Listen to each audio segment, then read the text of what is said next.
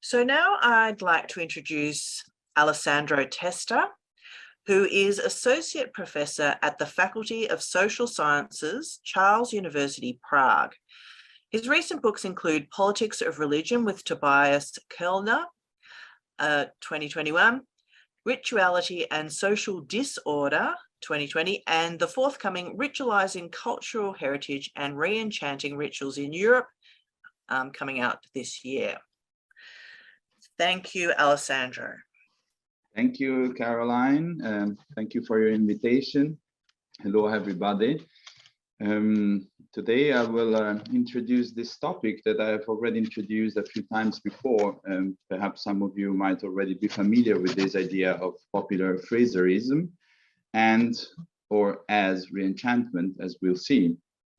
Before I move to the topic itself, I think it would be appropriate to just introduce very briefly how I came about this interest in what I later called popular Frazerism, because the phenomena that I will show in this presentation are actually different from those I moved from originally, because for several years I studied ritual zoomorphism in Europe, and especially in its connections with carnival and carnivalesque culture in Europe, a field to which I contributed with a few publications. Here are perhaps the most important ones. Apologies for the self-advertising, but it's just a matter of trying to contextualize what I'll be showing in the next few minutes in connection with actually European culture today or European cultures or European popular phenomena in Europe today. These images I'm showing are part of the ethnographic case studies. Some of them are taken from ethnographic case studies I studied personally. So at some point I moved this historical interest, or rather this interest in historical matters and in the cultural history of ritual zoomorphism and carnival to an ethnographic synchronic interest for present examples. Also mostly connected with carnival or winter festivals involving disguising and inversions of rules, and this family of phenomena. In those years, I also started doing these. You see now this location. This ethnographic, intense, long-term ethnographic fieldworks in different European countries, in different European localities. These research into European festive culture was actually connected with other matters: national identities, cultural heritage making, new forms of religiosity in these countries, but also comparing them, these phenomena, these examples with others from the literature. And I was doing rather the traditional Malinowskian type of ethnography. So I stayed for at least 1 year, sometimes even longer, and integrating with the local society, learning the language. So not the type of armchair anthropology that we know that was popularized by Frazer himself, actually. And what came to be this popular Frazerism that I'll introduce in a moment was actually at the beginning was rather a marginal part of my research. But then as I continued digging in the topic, and as I continued seeing this phenomena actually in other European contexts, I started being interested in their comparison, and this popular Frazerism as a sort of theory or a paradigm started to take shape by induction. So I was observing this phenomena, and then at some point I distillated what I think is a wide culture complex at work in Europe today that I've named popular Frazerism, which is connected with re-enchantment, which is also another contemporary matter. Perhaps some of you are familiar with this counter discourse in sociology and anthropology that has been trying to resist or refuse the traditional Weberian paradigm of a West and Europe in particular as losing, disenchanting itself, secularizing, and actually abandoning religious forms, which is a narrative and a discourse and a theory that has been mostly disproved in the last few years. And this re-enchantment is one of the concepts, is one of the theories that has tried to explain why and how this disenchantment has actually never happened, and perhaps a form of disentanglement towards former traditional religious complexes has happened indeed, for example, vis-a-vis traditional denominations such as Catholicism or Protestantism. But conversely, in the late modern times, in the past 30 or 40 years and more, Europe has also experienced a great diversification, fragmentation, and individualization of religions, of which the new religious movements, for example, are one of the most evident examples. So this popular Frazerism is partly coherent with this theory, is partly coherent with other or similar forms of new religiosities. And I'm about now to show you these ethnographic case studies. These pictures are from the 60s and the 70s, from this small village in Italy. And this is the embryonic form of what would later become this rather popular and very mediatized ritual or ritualesque events. These changes, they are very evident from the pictures. They took place between the 70s and the 90s of the last century. And actually all of the examples that I'll show a very similar pattern in that respect. In Europe, between the 60s, the 70s, well, and today, but especially up until the 90s or the earliest 2000, there was an evident process of traditional reconfiguration, refunctionalization, and revival of some of these folk customs that in some cases had been abandoned before, after World War II, for instance, or with other processes of modernization, whether tragic or not, during the second half of the last century. And they all show this similar pattern. And one of crowning this process was probably very often actually the inclusion in this repository or in these cultural heritage schemes, such as the UNESCO one, that in a way ratified, institutionalized the revival itself after years or decades of slow changes that very often, as I said, like in this case specifically, followed a state of abandonment and disinterest that happened mostly during the 50s and the 60s before the revival kicked in. This story that I've just told is actually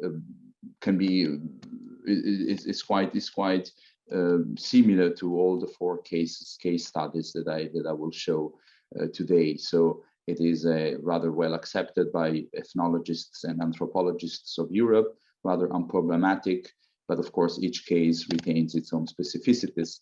This Italian one is quite interesting because of the level of mediatization, touristification, and commodification that it has gone through, but also because it was the first one in which I noticed this Fraserian sort of family heirs. In this case, this quotation is from a piece of writing by one of the directors of the mediatized events. It was one of the cameramen, but also the director, and he made himself these changes in the early years, in the early 90s. As you can see, these Fraserian elements are quite explicit, are quite evident.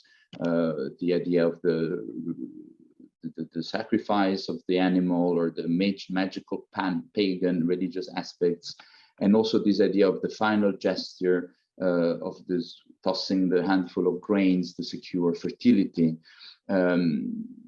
These ideas were quite accepted by the locals very quickly and astonishingly quickly, and without any resistance, probably because there was already some sort of capability to receive based on postmodern imaginaries of romanticism and primitivism. The difference is striking if we notice the early pictures and what happens today. This is this gesture of hurling the grains for securing fertility. I found this evident also in the grey literature published, brochures and dépliants, booklets published for the tourists, to be distributed among the visitors in this small village. It is, as you can read, this underlines sentences and words.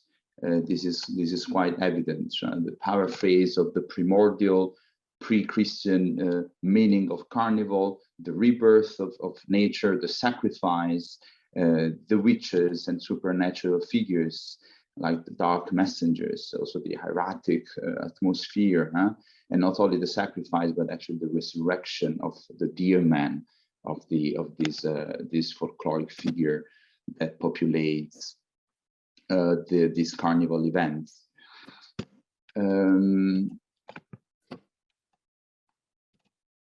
I will return to some of these elements, but first let me introduce the second case study, also a carnival from the Czech Republic this time. This carnival is also shows some specificities, but it also can be on the other hand, it falls in the category, the macro category of a carnival or carnivalesque events in Central Europe. In this context, that unlike the Italian one, has been quite has undergone this phenomenon of state atheism during communism, much more secularized than the Italian one, which tends to be more traditionally Catholic. But nevertheless, they retained these folk customs, and in the year 2010, this tradition was also included in the UNESCO representative list of intangible cultural heritage. And in this case, this Frazerian element of fertility actually ended even in the official document of the UNESCO recognition. I will say in one moment why some of these elements are popular, not only Frazerian as is evident. But let me finish with my gallery of ethnographic case studies first. This is the Catalan one. I was involved in a totally different project about nationalism, political upheaval, and local identities in Catalonia. But nevertheless, I could not avoid also noticing something similar, something that resonated with what we have seen so far. For example, in this other piece of grey literature, a short booklet about the carnival, this carnival in Catalonia. There is also a reference to the pre-Christian Dionysiac and pagan origins of carnival. And last but not least, the Krampus, which is a pan-Alpine tradition, widespread all over the Alpine arc, from France to Slovenia via Italy, Switzerland, but especially Austria. Some of you might be familiar with this, which is quite also known outside of Europe. This is a picture from the early 30s, but in recent years, these masks have actually acquired different connotation, much more influenced by fantasy fiction or diabolical and ghostly, uncanny figures from popular culture, from the cinema. Even though the structure of the event has remained quite similar, it is a winter tradition of the devils accompanying St. Nicholas during the pre-Advent period. Austria is also a rather Catholic, or was traditionally a Catholic country, and these the figures of saints have always had a rather important role to play in vernacular religiosity. But as you can see, something has happened of late. These forms were quite unusual in the past, and this modernization has brought about an evident taste for a different type of primitivism that is much more influenced, as I said, by other post-romantic tropes, such as fantasy fiction, for instance. And this is again rather evident in all the villages and towns, especially in Austria, where the Krampus is popular. So popular Frazerism, what I've noticed, not only in these 4 case studies, but also in many other instances, either that I've visited more occasionally without undergoing or undertaking an intensive ethnography, or reading the literature, the anthropological, ethnological literature about similar phenomena. The elements that substantiate this idea of popular Frazerism are, first of all, it is quite everything that we saw and everything that I'm about to present now in this very brief model is shared by people that have absolutely no ethnological, or anthropological, or historical background. Very often by people that participate in the rituals, or organize them, or are otherwise involved, but without having any, sometimes not even any university background, and therefore belonging to different strata of society, working class very often. So my first question when I came across this was, how come that these people are talking about fertility? How come that that I've been lectured sometimes by some of my informants about the importance of the sacrifice of the carnival effigy, or the sacred animal? And then also this emic, again, local, vernacularized insistence on the notion of ritual. Sometimes even in spite of the fact that these ritualesque events have undergone such transformations as to transform them into something very different than the original rituals, if it ever was an original ritual, because sometimes they were quite made up during the 80s and the 90s instead, as in the case of the Italian Carnival of the Deer Man. Again, another very common trope is this idea of the rites passage, marking a passage, or characterizing, highlighting the importance of the transition between seasons. And last but not least, and perhaps even more importantly, which is something that also associates this phenomena with modern paganism, as I will claim in a moment if I have enough time to dig into that as well, is the idea that these events are actually survivals of pagan festivals. And this idea is quite widespread, sometimes in an absolute apodictic way, without any source or actual interpretation sustaining this folk theory precisely, and also the survival itself, not only the pagan origins, but the fact that it is actually the rite, the carnival rite, or the Krampus tradition, or the disguising custom is actually a pagan festival or event, sort of implanted in contemporary Europe, and these, in spite of most of these localities being or having been until the recent past Christian and, for instance, Catholic contexts, in which the number of practitioners is still relatively high. These are rural or semi-rural areas in which Catholic practice is still quite common, not as much as before, of course, but still not unusual, like in more urban areas and in more secularized countries. So how come, the question was, how do they know about this, about the sacrifice of the sacred animal or the pagan origins? Why has this belief rooted and maintained itself, and why is it reproducing itself over decades? And why is it so popular and successful? And why is this idea so appealing? Well, I've come up with a couple of explanations for this. As I said, these transformations have happened in the late modern times, in the last few decades, which have been characterized by a variety of other impactful global or pan-European transformations, neoliberalism, the marketization of culture, the individualization of religious forms, but also new revived and revitalized forms of collective ritual or collective forms of action, such as these ones. Sometimes in order to face forces and trends that are disruptive and even destructive vis-a-vis local communities. And we might think of depopulation of rural communities, also in post-socialist countries, such as the Czech Republic, the industrialization and the big radical changes brought about by the post-socialist transitions. So in the context of radical social transformations, I've witnessed the emergence of these events, very often with evident pro-social and pro-community meanings and functions.